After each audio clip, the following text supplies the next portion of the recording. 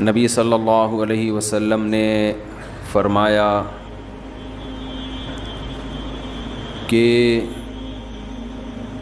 لیلۃ القدر میں یہ دعا زیادہ پڑھا کرو، اللہم انک عفو تحب العفو فاعف عنا۔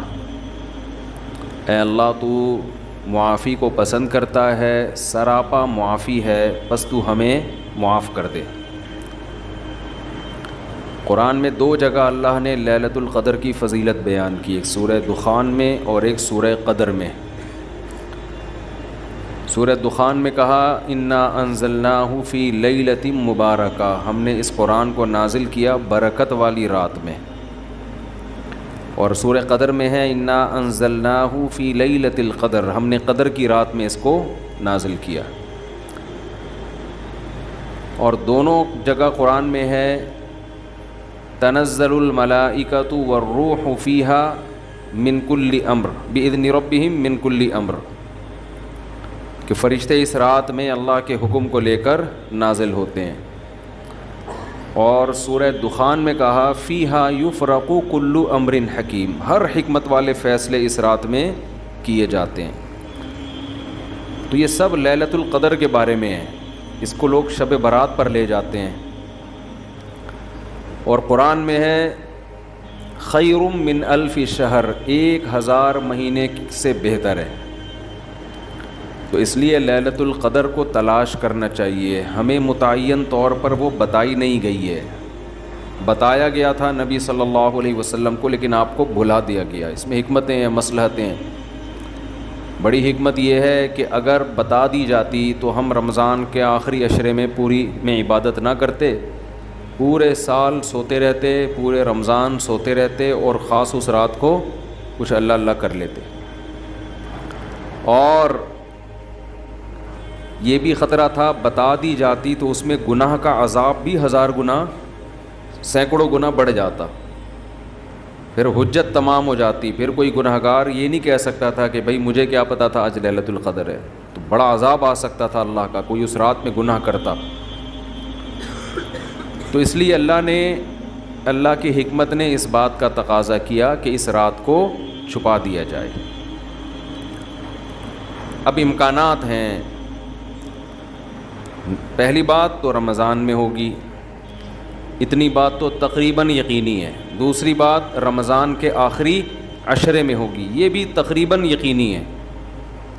اب آخری عشرے میں پھر ہمیں یقینی نہیں بتایا کون سی رات، یہ بتا دیا گیا کہ طاق راتوں میں، یعنی 21ویں رات، 23ویں رات، 25ویں، 27ویں اور 29ویں، ان راتوں میں امکان زیادہ ہے۔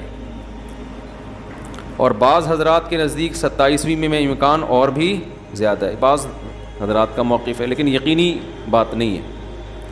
تو طاق راتوں میں یعنی کوشش تو کریں رمضان کے آخری عشرے میں عبادت کریں، ورنہ کم سے کم آخری درجہ کیا ہے کہ رمضان کی طاق راتوں میں خود بھی نماز، تلاوت اور دعا میں دل لگائیں، اور اپنے گھر والوں کو بھی نمازوں اور تلاوت میں لگائیں، دعاؤں کو بچوں کو بھی لگائیں، اٹھایا کریں رات کو جا کے کہ بیٹا اٹھو، تھوڑا اللہ اللہ کر لو، نماز پڑھ لو، کچھ اللہ سے دعائیں مانگ لو۔ دعا کو بہت فوکس کرنا چاہیے، آج کل دعاؤں کو چھوڑ دیا بالکل، حالانکہ سب سے بڑی عبادت ہی دعا ہے۔ دعا میں اللہ اور بندے کا جو کنیکشن ہوتا ہے نا، وہ نماز میں بھی نہیں بنتا، وہ تلاوت میں بھی نہیں بنتا، وہ جو تعلق بنتا ہے نا اللہ اور بندے کا دعا میں، وہ کسی عبادت میں نہیں بنتا۔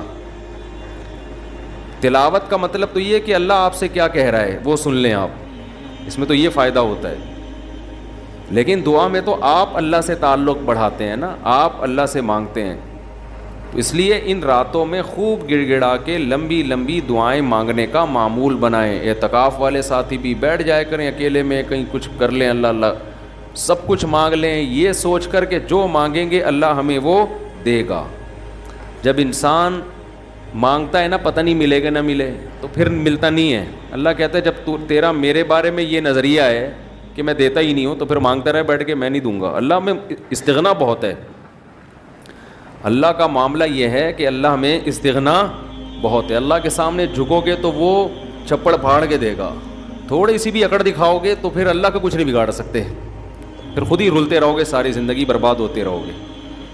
جیسے نبی صلی اللہ علیہ وسلم نے ایک بوڑھے کو بخار میں دیکھا، فرمایا کہ طہور، یہ بخار تمہارے گناہوں کو معاف کرے گا، خیر برکت کا ذریعہ ہے۔ وہ بیچارہ کہیں غصے میں تھا، اس نے کہا یہ ایک بڈھے کو تنگ کرنے کے لیے آیا ہے۔ آپ نے فرمایا اب ایسا ہی ہوگا، یہ گناہوں کی معافی کا ذریعہ نہیں بنے گا۔ تو دعا میں مانگیں یہ سوچ کر کے یقینی طور پر اللہ میری دعا کو قبول کرے گا، اور بار بار مانگتے رہیں۔ مانگیں کیا، یہ بڑی پرابلم ہے، یہ بڑا مسلمان کے ساتھ مسئلہ ہے۔ بھائی بڑی بڑی چیزیں مانگیں اللہ تعالیٰ سے۔ سب سے بنیادی ضرورت ہماری کیا ہے؟ فَمَنْ زُحْزِحَ عَنِ النَّارِ وَأُدْخِلَ الْجَنَّةَ فَقَدْ فَازَ، جسے جہنم کی آگ سے بچا لیا گیا اور جنت میں داخل کر دیا گیا، وہ ہے اصل کامیاب۔ تو یہ مانگو اللہ تعالیٰ سے، اے اللہ مجھے جنت مانگنے کا مطلب پتہ ہے کیا ہوتا ہے؟ یہ نہیں ہوتا کہ میں انہی بدماشیوں میں رہوں لیکن آخرت میں مجھے معاف کر کے جنت میں داخل کر دینا، یہ قطعاً مطلب نہیں ہے۔ جنت مانگنے کا مطلب یہ ہے کہ اے اللہ وہ کاموں کی توفیق دے دے جن کی وجہ سے جنت ملتی ہے، کیونکہ یہ تو بہت کفر ہے ایک طرح کا کہ میں رہوں ایسے ہی، اور یہ تو گویا اللہ کی آیات کا مذاق اڑانے والی بات ہوگی۔ تو ہدایت مانگے، ہدایت، سیدھا راستہ، ایسا راستہ کہ جس پہ چل کے کیا ملتی ہے؟ جنت، اس راستے پہ چلا دے، یہ سب سے زیادہ مانگا کریں۔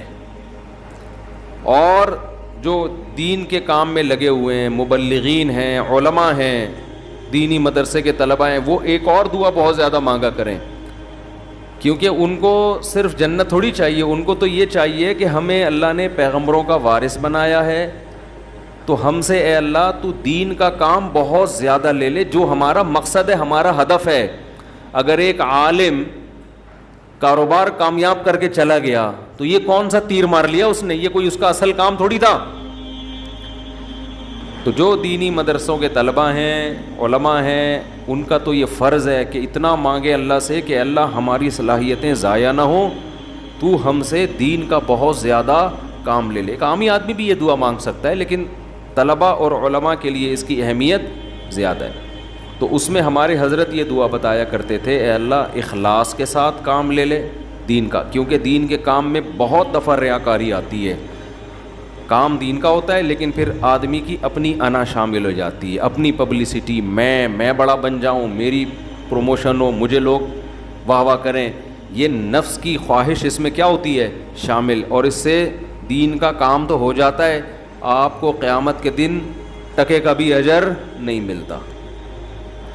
کیوں؟ حدیث میں آتا ہے ان اللہ رب یؤید ھذا الدین برجل فاجر او کما قال صلی اللہ علیہ وسلم، اللہ بعض دفعہ کسی فاسق سے بھی دین کا کام لے لیتے ہیں، اس کا اللہ کی نظر میں مقام نہیں ہوتا، لیکن بعض دفعہ کام اللہ اس سے لے لیتے ہیں، ہو جاتا ہے، لیکن مقبول نہیں ہوتا وہ۔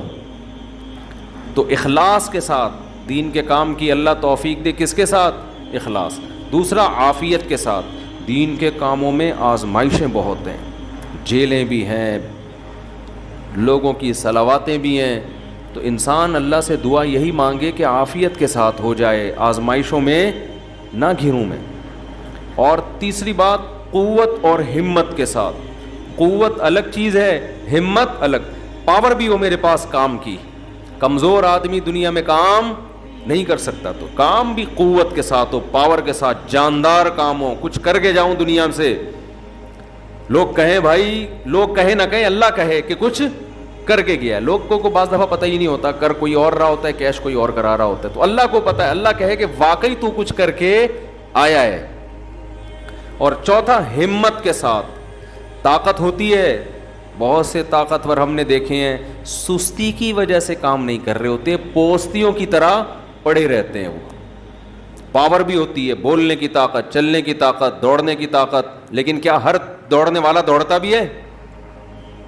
اس کے لیے ہمت بھی تو چاہیے نا۔ کمزور میں ہمت ہوتی ہے، طاقت نہیں ہوتی۔ طاقتور میں، یعنی اگر کمزور میں ہمت ہو، طاقت نہ ہو، وہ بھی کسی کام کا نہیں۔ آپ میں طاقت ہے مگر ہمت نہیں ہے، آپ بھی کسی کام کے نہیں ہیں۔ تو ہمت کے ساتھ، تو یہ چار الفاظ کے ساتھ دعا مانگا کریں، اے اللہ دین کی خوب خدمت لے لے، اخلاص کے ساتھ، عافیت کے ساتھ، قوت اور ہمت کے ساتھ۔ اتنی خدمت کہ میں دین کے کاموں میں کسی سے پیچھے نہ رہوں، کیونکہ مقابلہ ہے، کمپٹیشن ہے۔ پہلے میں کبھی یہ دعا مانگتا تھا، بلکہ میں کیا، ہمارے ایک دوست تھے، وہ انہوں نے ہمارے شیخ کو خط لکھا کہ میں یہ دعا مانگتا ہوں، اے اللہ میں دینی کاموں میں سب سے آگے نکل جاؤں، سب کو پیچھے چھوڑ دوں میں۔ حضرت نے فرمایا یہ سب کو پیچھے چھوڑنے والی دعا ٹھیک نہیں ہے، وہ کہیں گے ہمیں کیوں دعا میں ہرا رہا ہے، تو اپنے لیے مانگنا۔ یہ ایسا ہی ہے جیسے آپ کہہ رہے ہو اللہ مجھے اتنا پیسہ دے کہ وسیم سے زیادہ دے دے مجھے، اور وسیم مجھ سے پیچھے رہ جائے، تو وسیم کہے گا تو اللہ سے جتنا پیسہ مانگ، مجھے کیوں پیچھے کر رہا ہے اپنے، میں نے تیرا کیا بگاڑا ہے بھائی۔ تو حضرت نے دعا کے الفاظ چینج کروائے، ان سے کہا یوں نہ مانگا کرو کہ میں سب کو پیچھے چھوڑ دوں، بلکہ یوں دعا مانگو میں کسی سے پیچھے نہ رہوں، مجھے اپنے آگے نکلنے کی فکر ہے، دوسروں کو پیچھے چھوڑنے کی نہیں ہے۔ تھوڑی سی ورڈنگ صحیح کر لو اپنی۔ تو یہ دو دعائیں بہت مانگا کریں، اپنی اولادوں کے لیے مانگ لیں، مجھے ایسی اولاد دے دے جو نیک اور صالح ہو، دین کی خدمت کرے۔ اللہ کی نظر میں دیکھو آپ کی اولاد مالدار ہے نا، آپ تو خوش ہوتے ہو میرا بچہ کتنا بڑا منگلا، اللہ کی نظر میں اس کی ویلیو 2 ٹکے کی بھی نہیں ہے۔ اگر اللہ کی نظر میں ان پیسوں کی، گاڑی بنگلے کی کوئی 2 ٹکے کی حیثیت ہوتی نا، تو موسیٰ کلیم اللہ کو اللہ سب سے زیادہ مال دیتا، سب سے زیادہ مال۔ اور فرعون تانے کیا دیتا تھا حضرت موسیٰ کو، مسکین، اس کے ہاتھ میں سونے کے کنگن نہیں ہیں، میرے ہاتھ میں سونے کے کنگن، میرے پاس باغات جن کے نیچے نہریں بہتی ہیں، موسیٰ کے پاس کچھ بھی نہیں ہے، مسکین۔ آپ اپنی اولاد کو چاہتے ہو کروڑ پتی بن جائے، دولت مند بن جائے، یہ ابے بھائی مسافر خانہ ہے، لعنت بھیجو یار، بن جائے تو ٹھیک ہے، میں نہیں کہہ رہا ان کو غریب لاوارث چھوڑ کے جاؤ، فوکس کس کو کرو بھائی، نیک بن جائے، دیندار بن جائے، پرہیزگار بن جائے۔ اگر پرہیزگار بن گئی نا، اللہ پہ اعتماد اور تعلق ہو گیا، سوکھے ٹکڑوں میں بھی آپ کی اولاد خوش رہے گی۔ اور اگر پرہیزگار نہیں بنی تو میں نے کروڑ پتی باپ کو دیکھا ہے جس نے کروڑوں روپے کی جائیدادیں بچوں کے لیے تیار کی، اور وہی بچے باپ کو صبح و شام ٹینشن بھی دے رہے ہیں اور خود بھی ڈپریشن کی گولیاں کھا رہے ہیں، وہ دین نہ ہونے کی وجہ سے۔ تو لیلۃ القدر میں کیا دعائیں مانگنی ہے؟ 2 دعاؤں کو فوکس زیادہ کرنا ہے، ایک ہدایت اپنے لیے بھی، اپنے ماں باپ کے لیے، بیوی اور بچوں کے لیے، اپنے بہن بھائیوں کے لیے، اور ان کے ازواج اور ان کی اولاد، یہ آپ کا فیملی کیا ہو گئی؟ کمپلیٹ۔ یوں دعا مانگے، اے اللہ عافیت والی زندگی دے، سیدھے راستے پہ چلا دے مجھے، میرے والدین کو، والدین میں باپ دادا سب آ گئے، نانا نانی سب آ گئے، میرے والدین کو، میرے بیوی بچوں کو، میرے بہن بھائیوں، ان کی ازواج اور ان کی اولاد کو۔ ازواج میں شوہر اور بیوی دونوں آ گئے ہیں، تو یہ آپ کی فیملی کیا ہو گئی؟ کمپلیٹ۔ تو یہ سب کے لیے دعا کر دی۔ تو چند دعائیں، اب موضوع چل پڑا ہے تو میں بتا دیتا ہوں جو مانگنی چاہیے، کیونکہ ہمارے یہاں دعا ہی نہیں، عجیب سی طریقے سے دعائیں مانگی جا رہی ہوتی ہیں۔ چند دعائیں بہت ضروری ہیں جو ان لیلۃ القدر میں آپ نے کثرت سے مانگنی ہے۔ ایک دعا سب سے پہلے میں نے بتایا کیا مانگنی ہے؟ ہدایت، بلکہ اس سے بھی پہلے اپنے گناہوں کی مغفرت، کیونکہ گناہ دعا کی قبولیت میں آڑ بنتے ہیں۔ اللہ کہتے ہیں تو میری تو کچھ بھی نہیں مانتا اور اپنی مجھ سے منوا رہا ہے، میں جب تجھے آزمائش میں ڈالتا ہوں تو کچھ بھی نہیں کرتا۔ تو پہلے اللہ سے معذرت کر رہے ہیں، معافی مانگے، جو میرے گناہ ہو چکے معافی چاہتا ہوں، میں اقرار کرتا ہوں میں غلط ہوں، تو میرے گناہوں کو کیا کر دے؟ معاف۔ یہ بار بار مانگے اللہ سے، یہی ہے انک عفو تحب العفو فاعف عنا، اور دل میں نیت کریں اللہ میں تجھ سے وعدہ کرتا ہوں آئندہ میں گناہ نہیں کروں گا۔ شیطان ایسے موقع پہ کہے گا ہبے تو کر لے گا، تو کیوں جھوٹے وعدے کر رہا ہے؟ تو شیطان کو بولیں تو اور میں جانوں اللہ جانے تجھے کباب میں ہڈی بن کے تجھے کیا تکلیف ہو رہی ہے۔ یہ شیطان نا ایسے موقع پہ یہ کرواتا ہے تاکہ منہ سے بات بھی اچھی نہ نکالو آپ۔ شیطان آئے گا اور کہے گا کہ بھائی تو دعائیں مانگ رہا ہے کہ تو میں دوبارہ نہیں کروں گا، تو نے کرنا تو ہے یہ کام دوبارہ، کیوں اپنے آپ کو دھوکہ دے رہا ہے؟ تو آپ شیطان سے کیا بولو، بھائی میرا معاملہ اللہ کا معاملہ، تیرے کو بیچ میں تکلیف کیا ہو رہی ہے؟ جیسے میں جب شادی کر رہا تھا تو لوگ محلے والے کہہ رہے تھے مفتی صاحب کو کیا ہو گیا، پھر تیسری شادی کر رہے ہیں۔ تو ایک صاحب نے کہا بھائی اپنے خرچے پہ کر رہے ہیں، لڑکی کے ابا راضی ہیں، تو آپ کو تکلیف کیا ہو رہی ہے؟ ان کے گھر والوں کو ہو تو سمجھ میں آتا ہے۔ تو یہی بات شیطان کو سمجھا دیا کریں، صحیح ہے نا؟ یہ وسوسے ڈالتا ہے شیطان عمل سے روکنے کے لیے. تو بھائی جب بعد میں خدا نخواستہ ہو گیا تو دوبارہ توبہ کر لیں گے. اب یہ تھوڑی کہ اگر ہونے کا خطرہ ہے تو ہم کوئی اچھا کام ہی نہ کریں, باقی اچھے عمل بھی چھوڑ دیں اس چکر میں کہ ہم سے تو گناہ ہو جاتا ہے تو اب ہم کیا, ہمیں کیا بھائی, ہو جاتا ہے تو جب ہوگا تو دیکھا جائے گا, ابھی تو نہیں ہو رہا نا, ابھی تو جذبہ نہیں کریں گے بس. تو پہلے کیا کرنا ہے, گناہوں سے توبہ, اس کے بعد ہدایت کی دعا. سب سے بڑی ضرورت کیا ہے, سیدھے راستے پر چلنے کی توفیق, اس میں اپنے لیے, بیوی بچوں کے لیے, اپنے والدین اور بہن بھائی اور ان کی ازواج اور اولاد, یہ پورا بڑے بڑے رشتے کور ہو گئے اس میں, ٹھیک ہے نا. پھر تیسرے نمبر پر دین کی خدمت کی دعا کہ اللہ ہم سے دین کا بہت کام لے لے, کیونکہ علماء کے لیے تو سب سے بڑا کی فضیلت ہی یہی ہے کہ اللہ ان سے دین کی خدمت لے لے. وہ دنیا میں کاروبار کے لیے نہیں ہے, شادیوں کے تو ایک ضمنی چیز ہے, اس کے لیے شادیوں کو پروموٹ کرنے کے لیے ضرور ہے کیونکہ وہ بھی دین کا ایک حصہ ہے. تبھی ہمارے حضرت مفتی رشید احمد صاحب کہتے تھے علماء کو خود شادیاں نہ کرو, لوگوں کو ترغیب دو. لوگ کہتے تھے حضرت جب ترغیب کیسے دیں جب خود نہیں کرے گا, خود کرو گے تو دین کے کام کے قابل نہیں رہو گے. اتنے جھگڑے ہوں گے نا کہ بس اسی کام کے رہ جاؤ گے اور کسی کام کے نہیں رہو گے. تو البتہ یہ سنت ہے ضروری, تو لوگوں کو ترغیب دو, لیکن وہی بات ہے کہ ایسے ترغیب دیں لوگ کہیں گے خود کر نہیں رہا. تو اے اللہ دین کا کام مجھ سے بہت زیادہ لے لے. تاجر ہے وہ بھی دعا کر سکتے ہیں, دین کا کام لے لے, اللہ اس کے مال سے مدارس بنوا دے, مسجدیں بنوا دے, یتیم خانے کھلوا دے, تو کتنی بڑی بات ہے. چوتھی دعا عافیت کی, یہ نہ مانگا کرے اللہ مجھے مال و دولت دے دے, اے اللہ میری تنخواہ 2 کروڑ کروا دے. اس طرح کی دعائیں یہ جزیات ہیں, ہدف کو فوکس کرنا چاہیے.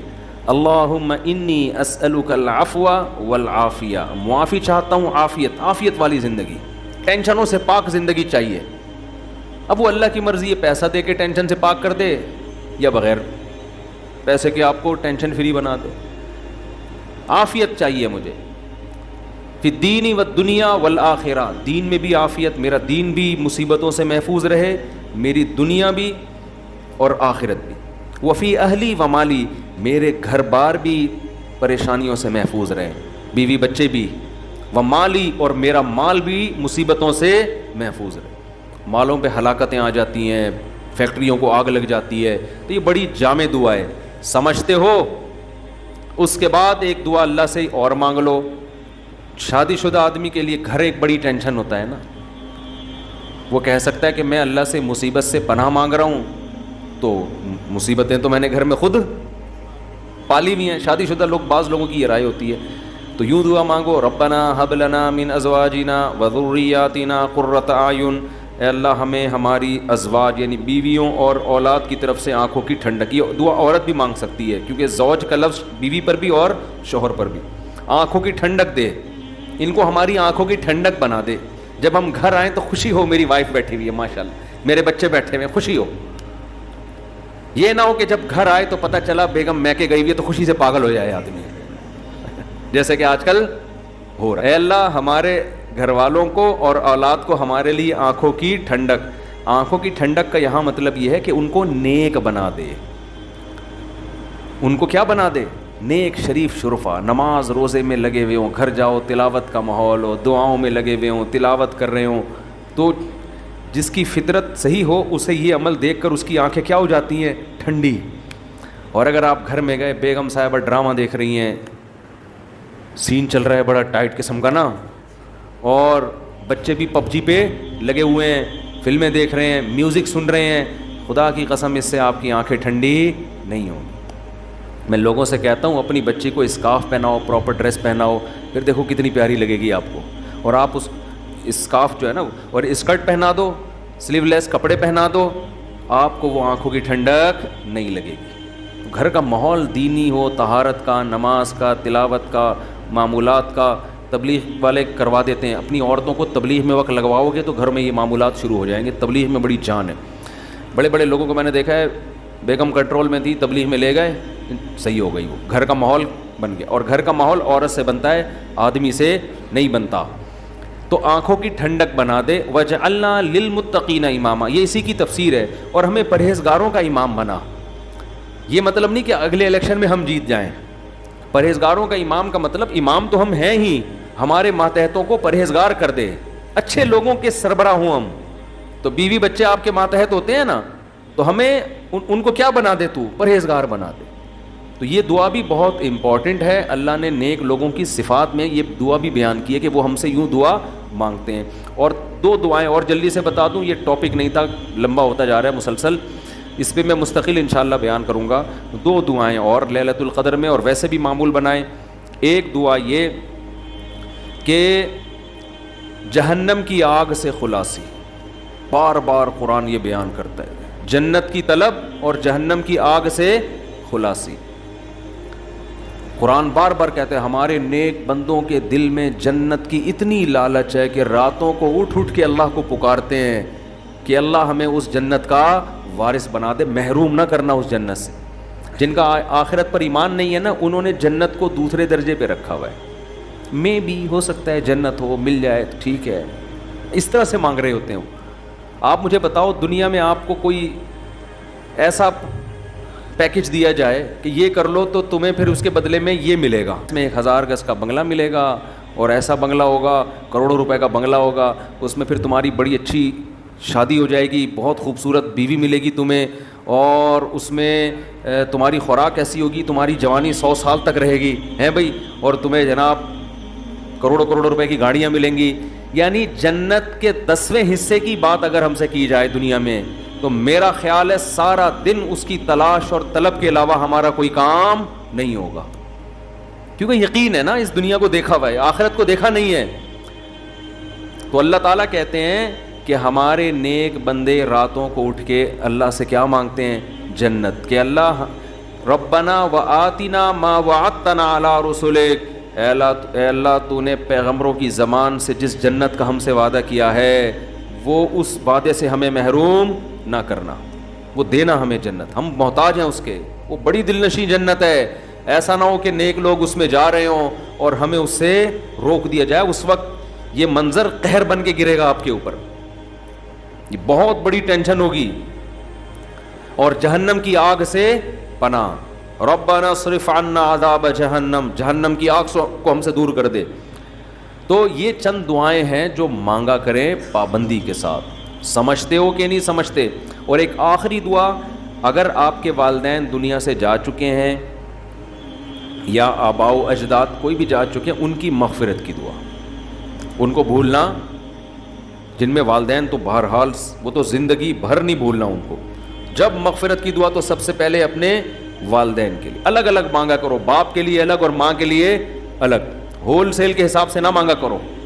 بعض لوگ ہول سے, یا اللہ جتنے بھی مرحومین دنیا سے جا چکے ہیں سب کی مغفرت فرما دے, تو مرحومین میں ابا بھی آ گئے, اماں بھی آ گئے, نانی بھی آ گئی, دادی بھی, سب ہول سے. دعاؤں میں ہول سیل نہیں چلتا, نام لے لے کے, اس میں زیادہ خشوع و خضوع پیدا ہوتا ہے. سمجھتے ہو؟ اب ظاہر ہے سارے مرحومین کا تو نام لے نہیں سکتا نا, تو خود ہی مرحومین میں داخل ہو جائے گا تھوڑی دیر میں. تو چند اسپیسیفک مرحومین کا نام لے کے پھر ہول سیل کے حساب سے کہ جتنے دنیا سے مسلمان جا چکے ہیں اللہ مغفرت کرے, تو یہ کام ضرور کرنا چاہیے. تو لیلۃ القدر میں دعائیں مانگنی ہیں اور گناہوں سے معافی. تو گناہوں سے معافی میں, گناہ دماغ میں ہوں گے تو معافی مانگے گا نا, تو پہلے اپنے گناہوں کے بارے میں سوچنا بھی ہے کہ میرے اندر خرابیاں ہیں کیا. تو دیر آر 2 types آف خرابیز. خرابیوں کی کتنی قسمیں ہیں؟ 2. ایک اللہ سے معاملہ ٹھیک نہیں ہے, ایک اللہ کے بندوں سے. تو اللہ سے جو معاملہ ٹھیک نہیں ہے, فرض نماز آپ کے ذمے, روزے آپ قضا کر رہے ہیں, بد نظری کر رہے ہیں, سود کھا رہے ہیں, زنا کر رہے ہیں, انٹرنیٹ پر فحش فلمیں دیکھ رہے ہیں, داڑھی کاٹ رہے ہیں اور ازار ٹخنوں سے نیچے رکھتے ہیں, اور زکوٰۃ نہیں دیتے, یہ سب کس کے حقوق ہیں؟ اللہ کے. حج نہیں کیا, فرض ہوا ہے آپ کے اوپر. اور مخلوق کے حقوق کیا ہیں؟ سب سے پہلے دیکھنا ہے وراثت تو پھوڑ پھاڑ کے نہیں بیٹھا ہوا میں کہیں, ابا کا انتقال ہو گیا, ایسا تو نہیں میں کسی کا حصہ کھا رہا ہوں. بہن کے حقوق میں آتا ہے نا, وراثت پھوڑ پھاڑ کے بیٹھا ہوا ہے, تو بھائی سب سے پہلے بہن کی وراثت اس کے حوالے. بڑا بھائی ہے تو چھوٹے بھائیوں کا حق تو نہیں کھا رہا, سمجھتے ہو؟ تو مخلوق میں سب سے پہلے مالی حقوق ہیں. پھر دیکھو قطع رحمی تو نہیں کی ہوئی, ایسا تو نہیں کوئی قریبی رشتہ دار ہو جس کو پورے سال آپ پوچھنے کی توفیق ہی نہیں ملتی, تو قریبی رشتہ داروں کو منا لو, تھوڑا سا ہیلو ہائے کر لو, سلام دعا کر لو ان سے, کیا جا رہا ہے اس میں. تو یہ موٹے موٹے رشتہ داروں کے حقوق یہ سوچ کے اللہ سے توبہ کر لو اور وہ حقوق ادا کر لو. پھر لیلۃ القدر بنے گی. جس طرح سے آج کل لیلۃ القدر منائی جا رہی ہے نا، حالانکہ وہ منانے کی چیز نہیں ہے، لیکن جس طرح سے منائی جا رہی ہے اس طرح تو بھائی ہزاروں لیلۃ القدر آ جائیں تو کیا فائدہ. تھوڑی بہت عبادت کا ثواب تو مل جائے گا، لیکن جو فضیلت ہے، گناہوں سے توبہ کی توفیق، اور اللہ تعالیٰ فیصلے کرتے ہیں پورے سال، تو جب جو وراثت کھانے کا ارادہ کر کے بیٹھا ہوا ہو اس کے لیے کیا فیصلے ہوں گے پورے سال، خود سوچ لو آپ. تو یہ تھوڑا لیلۃ القدر کے حوالے سے کچھ باتیں تھیں. اللہ عمل کی توفیق دے بس.